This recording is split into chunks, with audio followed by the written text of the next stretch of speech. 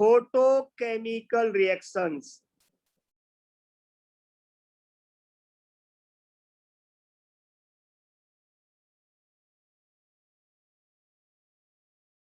मेरे बेटाओ, इन रिएक्शंस की डेफिनेशन बहुत सिंपल है. The reactions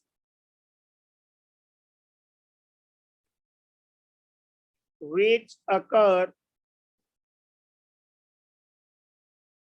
in presence of light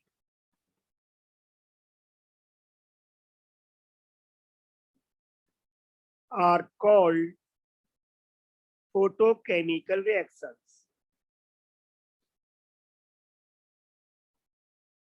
मतलब आप ये कह सकते हो कि ये वो रिएक्शंस हैं जो डार्क में, अंधेरे में नहीं होंगी. कुछ एग्जांपल बता देते हैं आपको इन रिएक्शंस के. जैसे हाइड्रोजन गैस और क्लोरीन गैस आपस में मिलकर के HCl गैस नहीं बनाएंगे जब तक इसके ऊपर लाइट नहीं गिरेगी. लाइट जो है, इसको रिप्रेजेंट करने के लिए हम यहाँ पर लाइट के क्वांटम की एनर्जी या फोटोन की एनर्जी आप लोग जानते हो, हम पढ़ चुके हैं. H new. वेरी गुड बेटा, शाबाश. एच न्यू से रिप्रेजेंट करते हैं. तो अगर लिखा हुआ है एच न्यू तो आप समझ जाना कि लाइट की बात हो रही है. ये एक एग्जांपल है फोटोकेमिकल रिएक्शन का. दूसरा एग्जांपल मेडिकल स्टूडेंट्स के अकॉर्डिंग बता देता हूं, वो है फोटोसिंथेसिस. पढ़ा है बेटा? मेडिकल स्टूडेंट्स, फोटोसिंथेसिस नाम सुना है? Very good. और थर्ड है, मैं एग्जांपल ले रहा हूं यहाँ पर, एक और इंटरेस्टिंग एग्जांपल, विजन.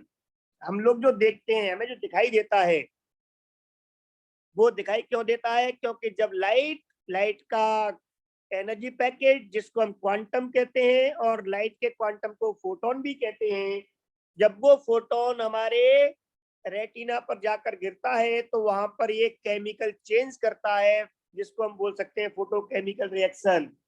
और उसी की वजह से हम चीजों को डिफरेंशिएट कर पाते हैं. हमारा माइंड उसको, पिक्चर को रीड कर पाता है और हम उस चीज को पहचान पाते हैं, आइडेंटिफाई कर पाते हैं. तो जो विजन है, इंसानों में हो चाहे जानवरों में हो, वो विजन इस फोटोकेमिकल रिएक्शंस की वजह से ही होती है. इज दैट क्लियर बेटा?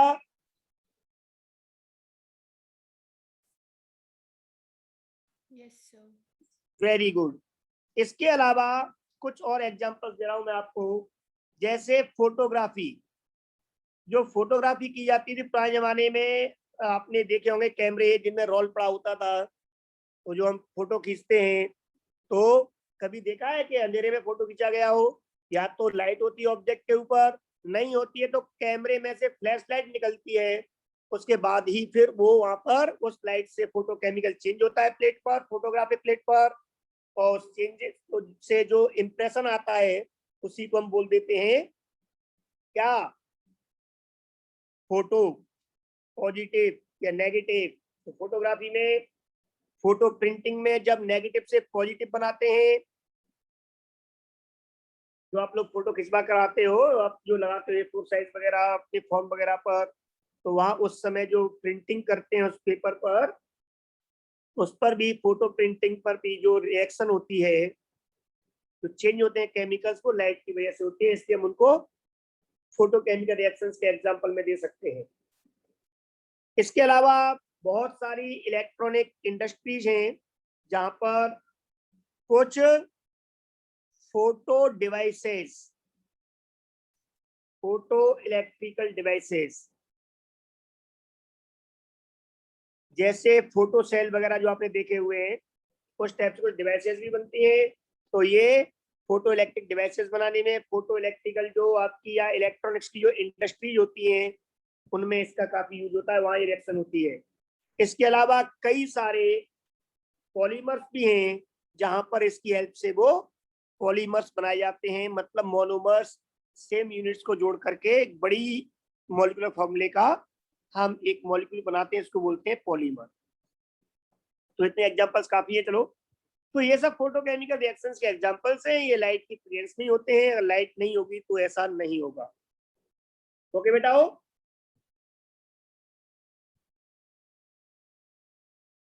Very good. अब इसके आगे अगला पार्ट इसमें आपको समझना है वो ये है, हम एक एग्जांपल देके समझते हैं इसका कि आखिर ये reactions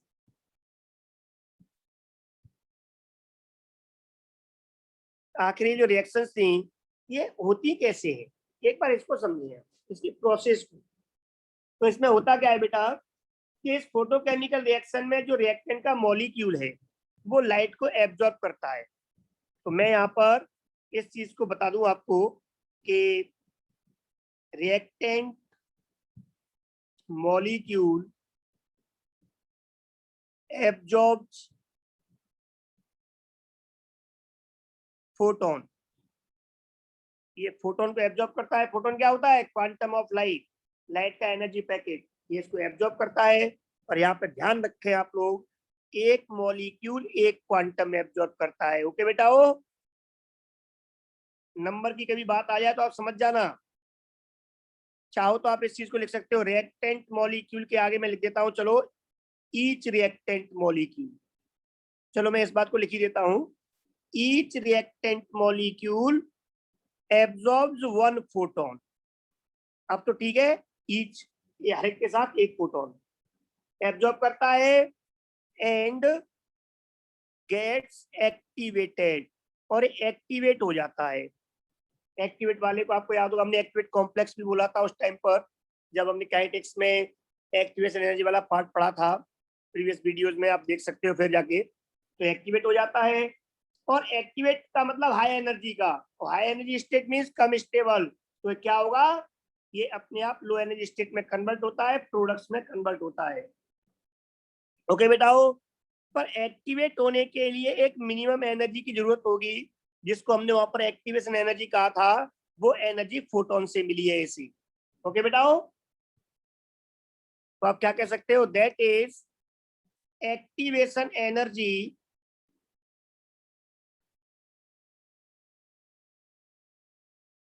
is obtained from photon।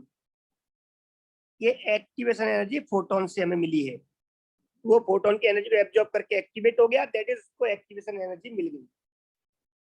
Okay बेटाओ, अब ध्यान दो, रिएक्टेंट के मॉलिक्यूल है, मान लो आपके सामने ये जो मैंने बना दी है अभी डॉटेड, ये रिएक्टेंट मॉलिक्यूल्स हैं। लाइट यहां से जो आ रही है उस लाइट की जो इंटेंसिटी है वो कम है, उसके ये ब्लैक से जो बना रहा हूं वो फोटोन है। और मेरे बेटा हो, इस लाइट की इंटेंसिटी कम है, सारे फोटॉन्स निकल गए, केवल दो ही फोटोन दो रिएक्टेंट मॉलिक्यूल से कोलाइड हुए। तो कितने मॉलिक्यूल एक्टिवेट होंगे रिएक्टेंट के बेटा? दो ही होंगे ना? Yes, sir. वेरी गुड, केवल दो ही मॉलिक्यूल आपके एक्टिवेट होंगे, और दो ही मॉलिक्यूल जो एक्टिवेट होंगे सिर्फ वही प्रोडक्ट बनाएंगे, क्योंकि एक्टिवेट होता है उनके कॉलिजन इफेक्टिव होते हैं, हम पढ़ चुके हैं कॉलिजन थ्योरी में। तो यहाँ पर दो ही बनेंगे। लेकिन मेरे बेटा हो, अगर मैं यहाँ पर इस लाइट जो है, एक ऐसी लाइट यूज करता जिसके फोटोन की एनर्जी सफिशिएंट होनी चाहिए, एक्टिवेशन वो दे सके, लेकिन नंबर ऑफ फोटोन्स उसके पर यूनिट एरिया पर ज्यादा होते। क्या होते बेटा? फोटोन्स सेम एरिया पे जो फोटोन गिर रहे हैं वो क्या होते हैं, अब नंबर में ज्यादा होते, तो ये ज्यादा मॉलिक्यूल्स को एक्टिवेट कर देते ना।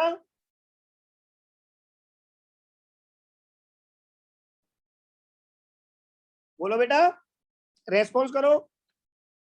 Yes, sir. Yes. Very good बेटा। तो जितने फोटॉन्स ज्यादा गिरेंगे पर यूनिट एरिया, उतने ही मॉलिक्यूल ज्यादा एक्टिवेट होंगे।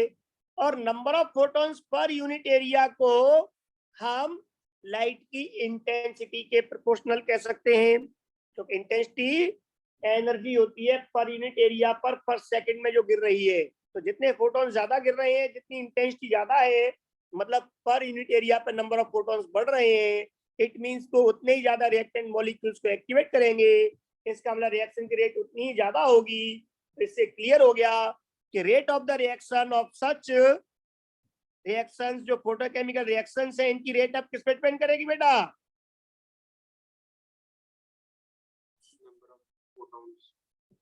इंटेंसिटी पर, कितने फोटॉन्स पर यूनिट एरिया ग्रे, that is intensity of light पर। तो हमें कह सकते हैं rate of these reactions, these का मतलब है हमारा फोटोकेमिकल से है, rate of these reactions is proportional to, और इंक्रीजेस लिख दो आप लोग, रिएक्शन इंक्रीजेस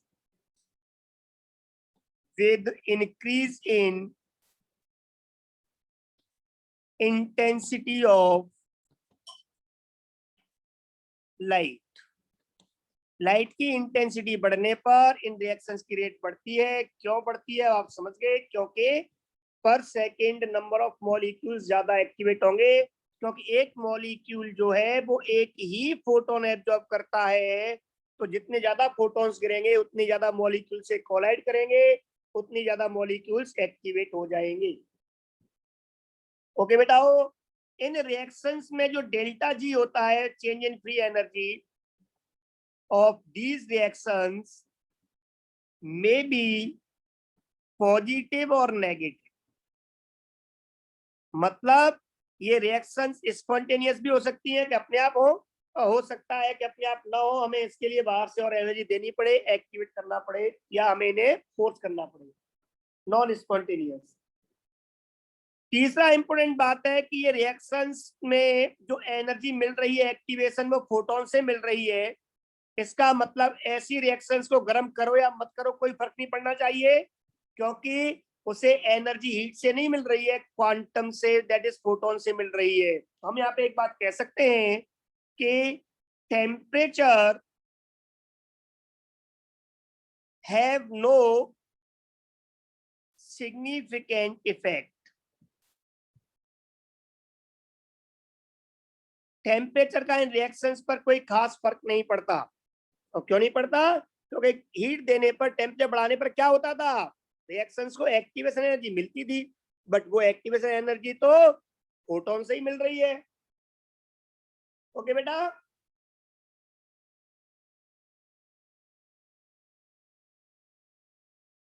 वेरी गुड। और लास्ट इसमें एक पॉइंट बताएं आपको हम कि ये जरूरी नहीं है कि हर फोटोन जो गया है, जितने मैंने डाले हैं वो सारे फोटोन एब्जॉर्ब हो जाए, या वो सारे फोटॉन्स मॉलिक्यूल्स को एक्टिवेट कर दे। तो इसीलिए हम यहाँ पर एक और पॉइंट पढ़ते हैं जिसको हम बोलते हैं क्वांटम यील्ड और क्वांटम एफिशिएंसी। एक नया इसमें हम एक पॉइंट पढ़ने जा रहे हैं, क्वांटम यील्ड।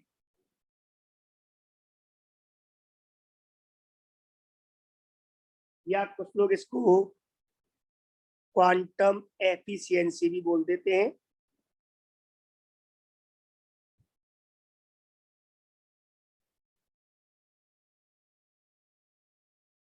इसको 5 से नोट करते हैं। क्या है ये हमें पता कैसे लगता है, number of molecules, reactant molecules है, ऑब्वियस सी बात है, ध्यान रखना।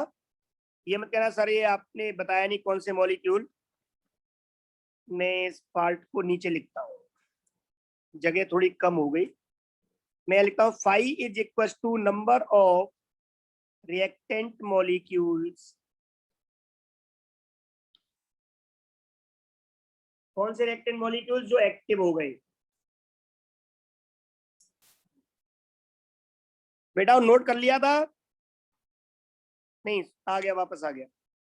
Number of reactant molecules activated, कितने मॉलिक्यूल्स एक्टिवेट हो गए, मतलब कितने मॉलिक्यूल्स ने प्रोडक्ट बनाए, upon number of photons absorb, कितने फोटॉन्स टोटल एब्जॉर्ब हुए। हर फोटोन एब्जॉर्ब होने के बाद में मॉलिक्यूल एक्टिवेट हो, मतलब प्रोडक्ट बनाए, ये जरूरी नहीं है। तो आप इसे एक्टिवेट कह सकते हो, या ये कह सकते हो कि फॉर्म प्रोडक्ट। मैं और बेटर लिख देता हूं, number of molecules, reactant molecules form products, कितने मॉलिक्यूल्स ने प्रोडक्ट बनाए अपॉन कितने मॉलिक्यूल्स ने एब्जॉर्ब किए। इस रेशियो को हम बोलते हैं क्वांटम एफिशिएंसी और क्वांटम यील्ड। आप समझदार हो बेटा हो। अगर क्वांटम यील्ड कितनी हो सकती है मैक्सिमम, फाई की वैल्यू मैक्सिमम कितनी हो सकती है बेटा?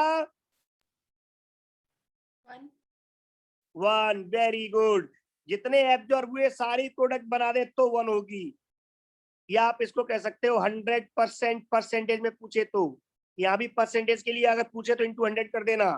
तो अगर मैं कहता हूं कि क्वांटम एफिशिएंसी किसी रिएक्शन की 70% है, इट मींस मैं कहना चाह रहा हूं कि ये 100 क्वांटम या 100 फोटोन एब्जॉर्ब करेगा, 100 मॉलिक्यूल्स एब्जॉर्ब करेंगे, तब जाके 70 मॉलिक्यूल्स प्रोडक्ट बनाते हैं। 30 मॉलिक्यूल्स एब्जॉर्ब करने के बाद भी प्रोडक्ट नहीं बनाते, मतलब कि इसकी एफिशिएंसी 70% है। Is that clear?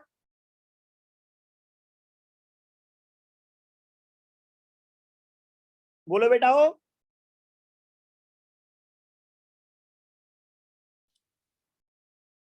Yes sir. Very good, very good. तो फोटोकेमिकल रिएक्शन क्लियर हो गई।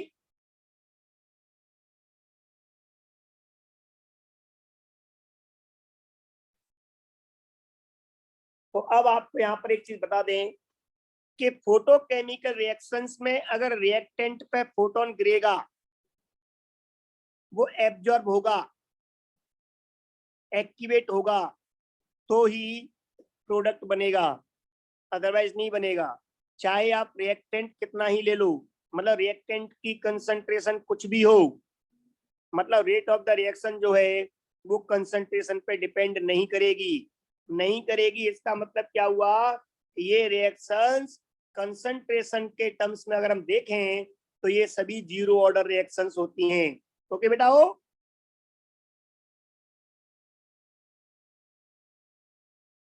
तो आगे लिखूं मैं इसी में, इरेज कर दूं इस पार्ट को।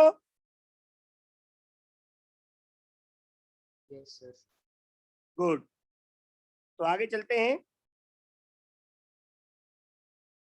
मेरे बेटा हो। इसमें आप ये लिख सकते हो, photochemical reactions are zero order reactions that is does not depend at concentration of reactants। Reactants की कंसंट्रेशन पे डिपेंड नहीं करती हैं ये, यानी कि rate, that is rate does not depend at the concentration of reactant. लेकिन मेरे बेटा हो, रेट को आप ये तो कह सकते हो कि it is proportional to intensity, intensity of light. तो आप ये तो कह सकते हो order of reaction is one with respect to intensity of light. अगर आपसे कोई पूछ ले तो आप ये कह सकते हो लाइट के रेस्पेक्ट में आप इसको फर्स्ट ऑर्डर रिएक्शन कह सकते हो। लेकिन कंसंट्रेशन जो हमारी जनरल डेफिनेशन है, what is the order of the reaction, it is the powers raised on concentration terms. तो उसके अकॉर्डिंग तो ये जीरो ऑर्डर रिएक्शन है, क्योंकि कंसंट्रेशन से अफेक्ट नहीं होती है। अगर लाइट नहीं गिरेगी इन फोटोकेमिकल रिएक्शंस में तो रिएक्शन नहीं होगी, चाहे आप कंसंट्रेशन कुछ भी ले लो। इज दैट क्लियर बेटा?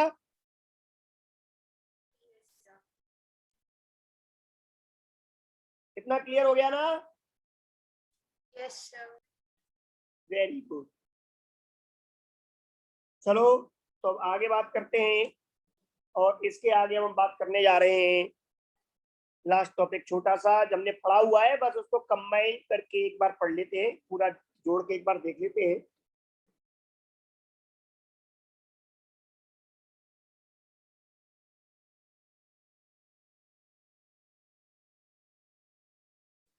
बेटा लिखे, ये पार्ट नोट कर लिया? Yes sir. Yes, very good. तो अब लिखो आप, factors affecting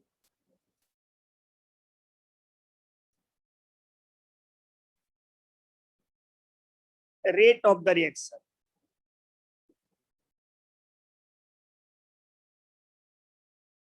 factors affecting rate of reaction। बेटा रेट कांस्टेंट का नहीं कह रहा हूं मैं, रेट ऑफ रिएक्शन का। रेट कांस्टेंट तो हम पढ़ चुके हैं, टेम्परेचर पे डिपेंड करता है, कैटलिस्ट की वजह से चेंज होता है, एक्टिवेशन एनर्जी कम ज्यादा होने से चेंज होता है। ये सारी बातें हम पढ़ चुके हैं, लेकिन हम बात कर रहे हैं factors affecting rate of reaction की। तो रेट ऑफ रिएक्शन जो है, रिएक्शन की जो रेट है वो किन किन फैक्टर्स पे डिपेंड करती है, मेरे साथ साथ आप लिखकर चलोगे। नंबर 1 पहला है नेचर ऑफ रिएक्टेंट। रिएक्टेंट की नेचर को हम 3 तरीके से देखते हैं बेटा। नंबर 1 कि उसकी फिजिकल स्टेट क्या है। नंबर 2 पार्टिकल साइज क्या है।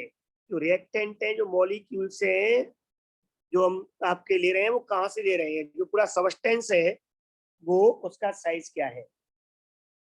ओके बेटा हो। बट ए पार्टिकल साइज केवल हम तभी देखते हैं अगर रिएक्टेंट सॉलिड हो। क्या हो बेटा, रिएक्टेंट, अदरवाइज नहीं देखोगे पार्टिकल साइज नेचर में। और इसमें तीसरा नेचर हम इसमें देखते हैं वो है केमिकल नेचर, मतलब उसकी रिएक्टिविटी, रिएक्शन करने की टेंडेंसी। तो नेचर ऑफ रिएक्टेंट जो है वो 3 तरह से ऑब्जर्व किया जाता है। अब कैसे कैसे आप इसको समझ सकते हो। अगर आप रेट ऑफ रिएक्शन की बात करो तो मेरे बेटा हो, रेट ऑफ रिएक्शन ये जनरली देखा गया है कि सॉलिड से लिक्विड्स में रिएक्शंस ज्यादा फास्ट होती हैं और लिक्विड से गैसेस में रिएक्शन ज्यादा फास्ट होती है। ओके बेटा हो, रेट ऑफ रिएक्शन का ये ऑर्डर जनरली बात कर रहा हूं मैं। Very good. तो जनरली रेट ऑफ रिएक्शन हमने देखा है कि सॉलिड्स के बीच में रिएक्शन स्लो होती हैं, लिक्विड्स में फास्ट होती हैं, गैसेस में और सबसे तेज होती हैं। तो इनके मॉलिक्यूल्स गैस स्टेट तक पहुंचते पहुंचते मैक्सिमम नंबर ऑफ मॉलिक्यूल्स आपस में कोलाइड कर सकते हैं सेम टाइम में।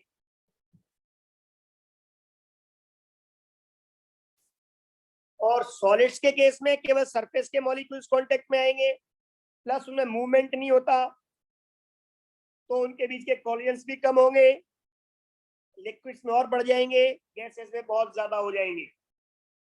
ओके बेटा हो।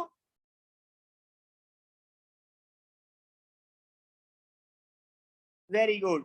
तो जनरली ये देखा गया है कि जो रिएक्शन की जो रेट होती है वो रिएक्टेंट्स की फिजिकल स्टेट पर डिपेंड करती है। और रिएक्टेंट्स की जो फिजिकल स्टेट है वो जब सॉलिड से लिक्विड में होता है तो रेट है वो बहुत ज्यादा हो जाती है, और लिक्विड से गैस में होने पर तो बहुत ज्यादा बढ़ जाती है।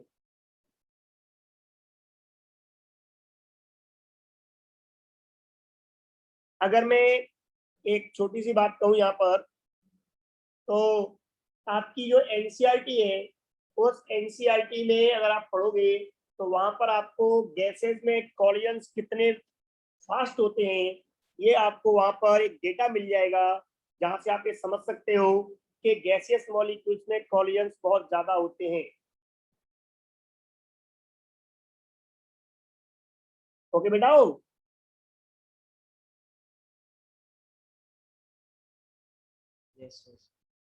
Very good. मतलब जो कॉलिजन फ्रीक्वेंसी होती है वो कॉलिजन फ्रीक्वेंसी गैसियस मॉलिक्यूल्स में बहुत ज्यादा होती है। तो ये पहली बात पिक्चर क्लियर कर लो आप लोग कि जैसे जैसे फिजिकल स्टेट को हम देखते हैं तो फिजिकल स्टेट्स के केसेस में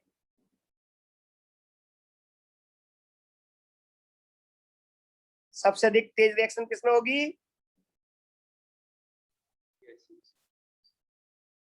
हाँ गैसेस में। वॉल्यूम काफी यार आपकी आवाज कम आ रही है। चलो वेरी गुड। मैं इसलिए आपकी आवाज सुन ही नहीं पा रहा था, इसलिए मैं थोड़ा टाइम दे रहा था आपको, 1 मिनट 2 मिनट, चलो आप लोग बताएं कम से कम। चलो आगे बढ़ते हैं। दूसरा इसमें है वो है पार्टिकल साइज। मैं आपको सरफेस केमिस्ट्री में पढ़ा चुका हूँ बेटा, आपको याद होगा कि सॉलिड्स में जितने हम पार्टिकल साइज छोटा करते जाते हैं सरफेस एरिया बढ़ता जाता है, और जितना सरफेस एरिया बढ़ेगा सरफेस के मॉलिक्यूल्स दूसरे रिएक्टेंट से उतने ही ज्यादा कांटेक्ट में आएंगे, उतनी ज्यादा कॉलिजन्स होंगे और उस केस में रेट ऑफ द रिएक्शन बढ़ जाएगी। जैसे मैंने आपको एक एग्जांपल दिया था, आप रिएक्शन को अभी एक साइड में रखो, आप फिजिकल चेंज देख लो।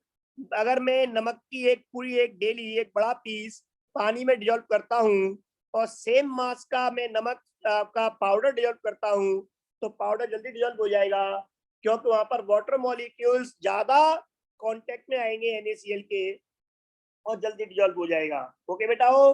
तो सरफेस एरिया कब बढ़ता है? जब हम किसी भी सबस्टेंस सेम मास हो बट आप उसको पीसेस में ब्रेक करते जाओ, तो जितना आप उसे फाइन डिवाइड करोगे, जितना महीन बारीक पाउडर बनाओगे, उतना ही सरफेस एरिया ज्यादा बढ़ जाएगा और उस केस में उतना ही उसकी रेट रिएक्शन की ज्यादा होगी। ओके बेटा हो। तो आप इसमें आप लिख सकते हो कि पार्टिकल साइज बढ़ने पर that is on पाउडरिंग,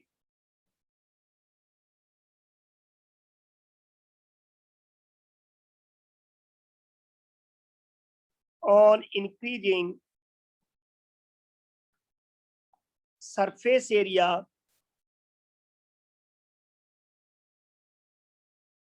rate of reaction increases।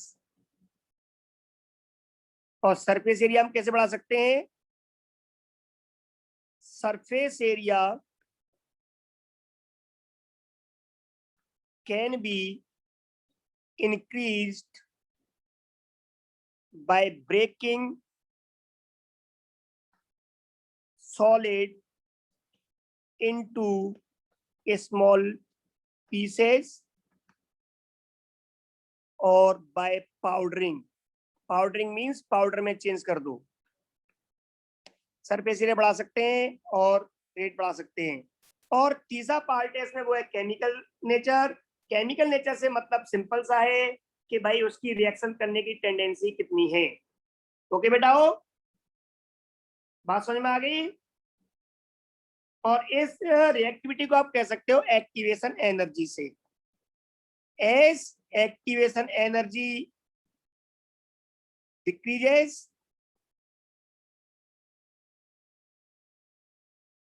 Rate of reaction, थोड़ा ध्यान रखें ये पार्ट अलग है, रेट ऑफ रिएक्शन इंक्रीजेस। और एक्टिवेशन एनर्जी डिक्रीज होने की मेन वजह होती है, activation energy is low for molecules having weaker intramolecular, मतलब मॉलिक्यूल के अंदर इंट्रामोलिकुलर बॉन्ड्स, जिनमें मॉलिक्यूल्स के अंदर बॉन्ड वीक होते हैं, वे जल्दी टूटते हैं, उनको कम एक्टिवेशन एनर्जी की जरूरत पड़ती है एक्टिव होने के लिए, और जिनकी एक्टिवेशन एनर्जी कम होती है उनकी रेट ऑफ द रिएक्शन ज्यादा होती है। तो सबसे पहले हम जो फैक्टर अफेक्ट करता है वो है नेचर ऑफ रिएक्टेंट। दूसरा फैक्टर है कंसंट्रेशन ऑफ रिएक्टेंट, ये हम पढ़ चुके हैं। कंसंट्रेशन जो है वो रेट पे कैसे डिपेंड करती है? रेट इज इक्वल टू के कंसंट्रेशन पे पावर एन। ऑर्डर मतलब ये ऑर्डर डिसाइड करेगा कि कंसंट्रेशन पर रेट किस तरह डिपेंड कर रही है। अगर वो जीरो ऑर्डर रिएक्शन है तो कंसंट्रेशन का कोई इफेक्ट नहीं पड़ेगा। फर्स्ट ऑर्डर तो डायरेक्टली प्रोपोर्शनल, सेकंड ऑर्डर तो कंसंट्रेशन के स्क्वायर के प्रोपोर्शनल। तीसरा फैक्टर है इसमें वो है प्रेशर। प्रेशर वाला फैक्टर जो है वो केवल तब आप ऑब्जर्व करोगे जब रिएक्टेंट गैसेज हो। ओके बेटा हो। तो उस केस में rate of the reaction is equal to K pressure पे पावर एन। जो रिएक्टेंट है उसके पास ये प्रेशर पे एन क्या है? Order of the reaction. आपको मैंने बताया था गैसियस रिएक्शंस में हम लोग कंसंट्रेशन की जगह पर प्रेशर यूज करते हैं। इज दैट क्लियर बेटा हो? Yes, sir. Very good.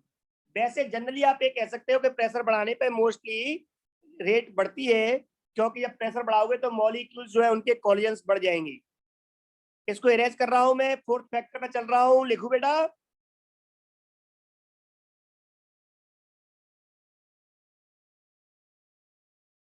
Okay yes sir. Very good, चलो आगे बढ़ते हैं हम। Now the fourth factor is temperature, जिसके बारे में हम डिटेल में पढ़ चुके हैं।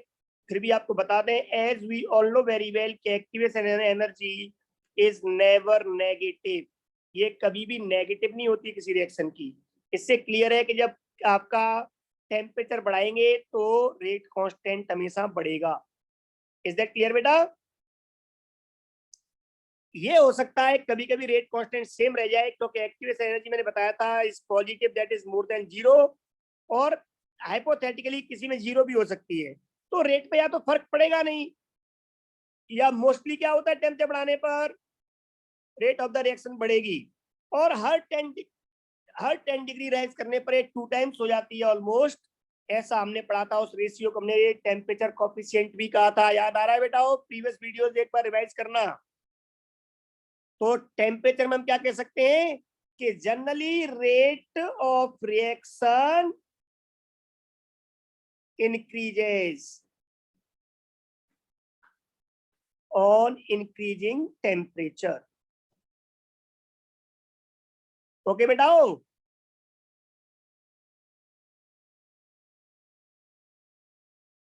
इसमें अगला फैक्टर है जो रिएक्शंस के रेट को अफेक्ट कर सकता है, वो फैक्टर है इसमें जिसको हम कह सकते हैं प्रेजेंस ऑफ कैटलिस्ट, या ओनली कैटलिस्ट आप कह सकते हो। ये भी आपको पढ़ा है, आपको पता है कैटलिस्ट क्या करते हैं, catalyst decreases activation energy, so rate बढ़ जाती है। तो आप क्या कह सकते हो, rate of reaction increases in presence of catalyst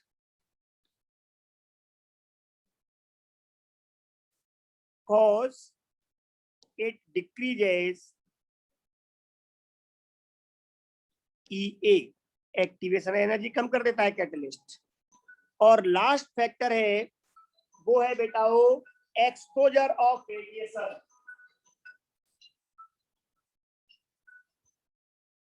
अगला फैक्टर है वो है एक्सपोजर ऑफ रेडिएशन। एक्सपोजर और रेडिएशन है, रेडिएशन से स्पेशली मतलब मेरा यहाँ पे लाइट से है। ये केवल आप तभी ऑब्जर्व करोगे if reaction is photochemical reaction. अगर फोटोकेमिकल रिएक्शन है तो ही आपको ये देखना है कि लाइट की इंटेंसिटी क्या है, लाइट से उसको एक्सपोज किया है कि नहीं किया है, दैट इज उस पर लाइट इंसिडेंट की है कि नहीं की है। ओके बेटाओ?